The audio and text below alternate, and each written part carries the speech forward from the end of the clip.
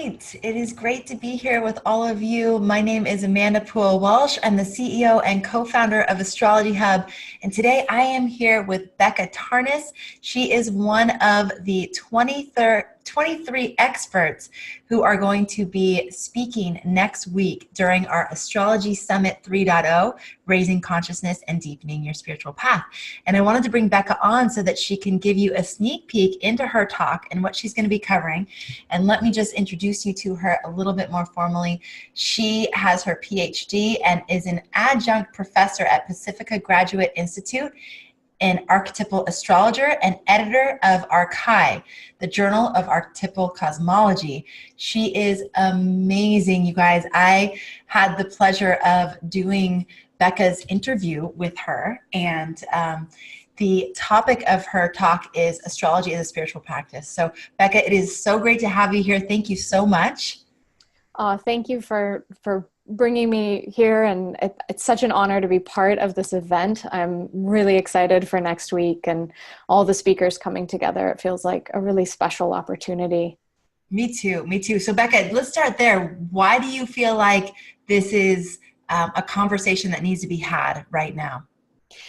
I mean, I feel like we're at a really pivotal moment in history, and you know, whether or not you are paying attention to what's happening in terms of the transits, we all feel something shifting in the collective, in the zeitgeist, and we're coming out of a major kind of revolutionary period, this Uranus-Pluto square that's coming to a close, echoing the energies of the 1960s, and now we're really well into this upcoming Saturn-Pluto conjunction. It's not even upcoming anymore. I just say upcoming as a habit of speech. And we can feel all around us, things are getting more serious. They're getting heavier. And astrology is such a profound tool to be able to understand what is happening in our world, to be able to have a hermeneutics to interpret what's taking place in the political sphere, what's taking place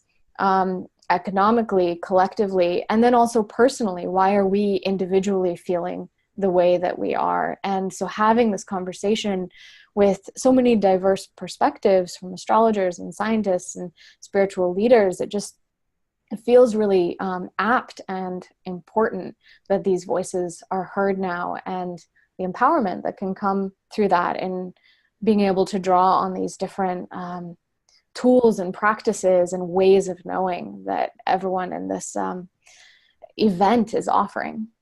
Yes, every single speaker offers practical, tangible tools that you can use in your daily life to begin to embody the different ideas and perspectives that they talk about. So it is the kind of event that you're going to listen to and like you said, Becca, become empowered, feel empowered that you can actually do something to affect your own reality and to really be aligned with that deeper sense of purpose.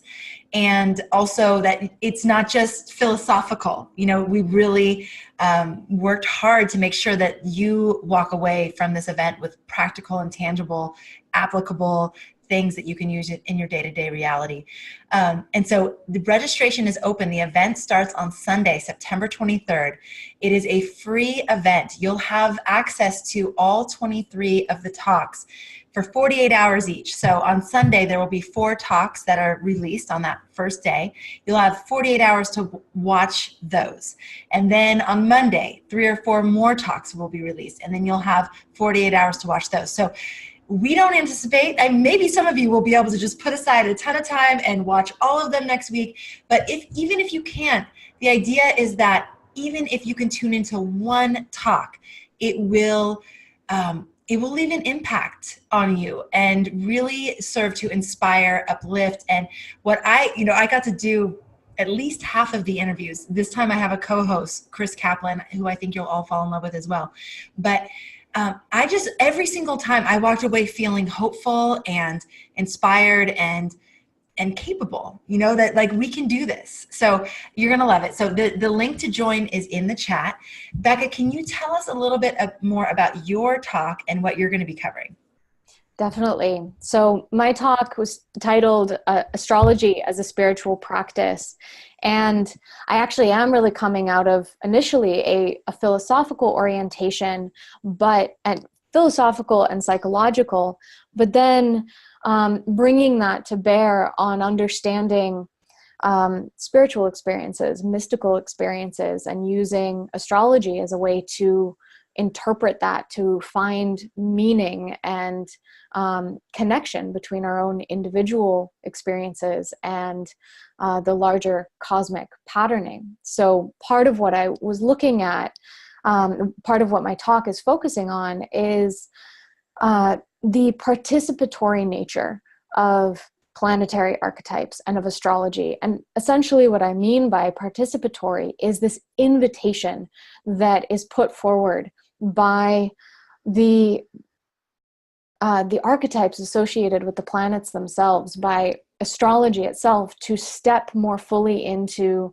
our birth charts, into our transits, and to be able to live those qualities in a way that is meaningful, that is life enhancing, and that we can find that we're kind of called like a dance partner, to be able to learn how to dance, how to move with these archetypes. And that way it really is this kind of remarkable dynamic between fate and free will, because someone could say, well, your chart, your astrology, it's fated.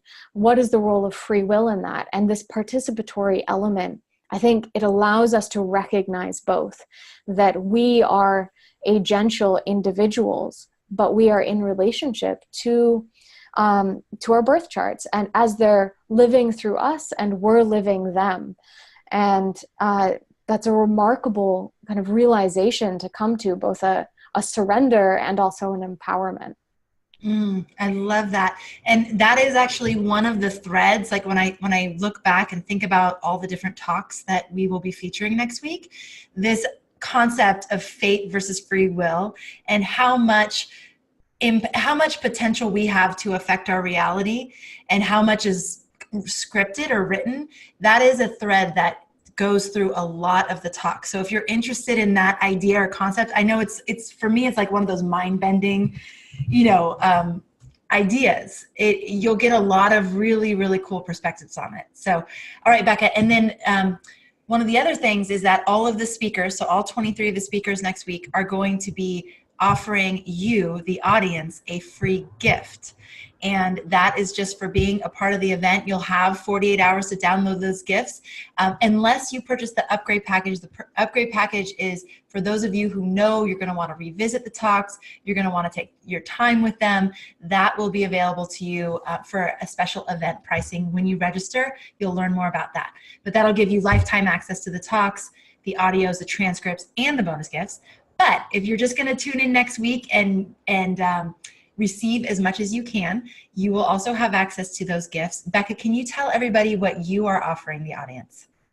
So what I'm offering is a 30-minute presentation that was filmed about a year ago, actually, and it was filmed in Prague. And I'm presenting the research, actually, that I did for my PhD dissertation. And I wrote my PhD on a synchronicity between the Red Book of Carl Gustav Jung, the depth psychologist, and the Red Book of J.R.R. Tolkien, the author of The Lord of the Rings.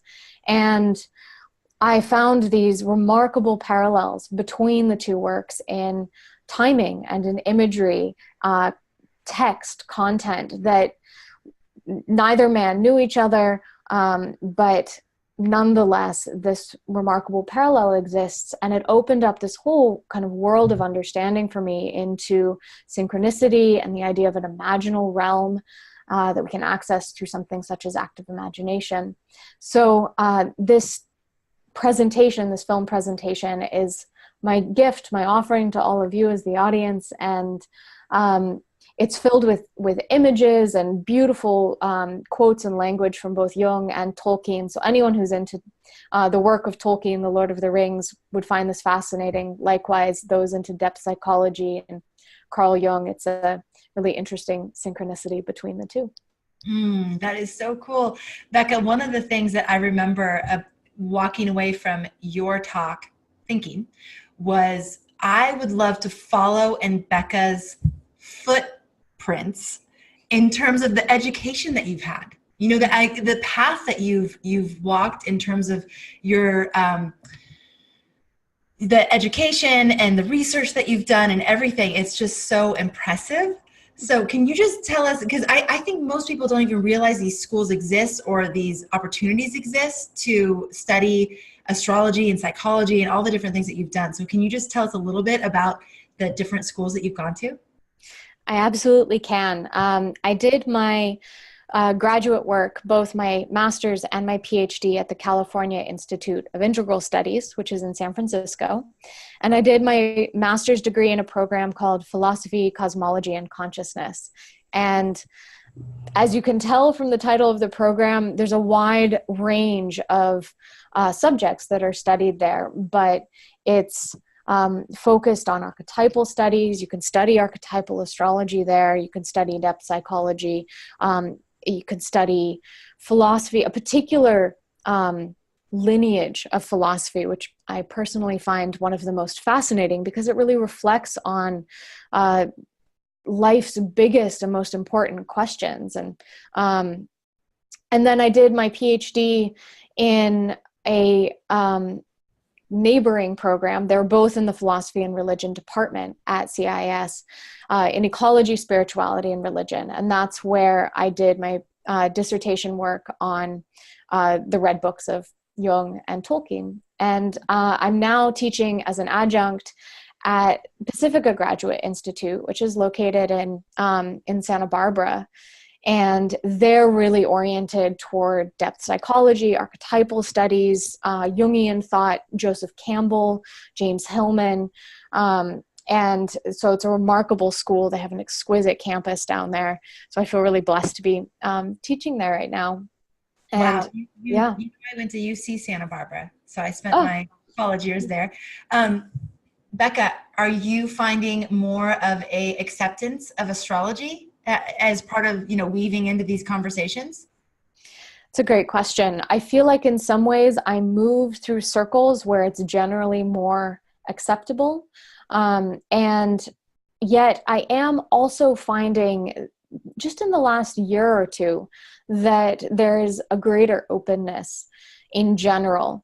I don't know exactly what that speaks to. It may be, just again, part of the current era we're in and a greater openness to a different way of making sense of our world, because the old paradigm of saying that we live in a materialistic, disenchanted, rationalist universe that doesn't have any deeper intelligence or meaning, it doesn't ring true. It doesn't ring true for people anymore. And we know in our bodies and in our souls that there is more to life, there is more to the cosmos, there is more to this human experience than is told by a story that says it's all material and that, when we die, that's the end, but rather there's so much more there.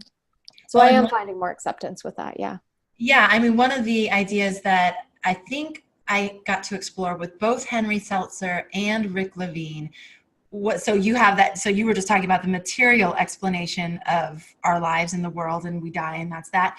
But then the alternative that the religious explanation had given so many of us, that also for so many people isn't ringing true anymore. So astrology really is this bridge between spirit and matter that I think people are just really, like you said, the openness is there. So these kinds of conversations that we're having help people connect in even deeper so they can understand why it's relevant, why they should care. And again, one of the things that astounded me from the very beginning of starting Astrology Hub and starting these interviews with all of you amazing people was how intelligent and grounded and also spiritual the astrological community is. And so for me, it's such a joy to share that with everybody because there's such a perception of the opposite. So I'm really excited to be sharing your specific talk with our audience. This is the first time that we've had Becca as a part of Astrology Hub offering. So for those of you who have not yet joined us, the Astrology Summit 3.0 starts on just 4 days on Sunday, September 23rd. It goes all week. You'll have free access to 23 talks, both in video and audio format.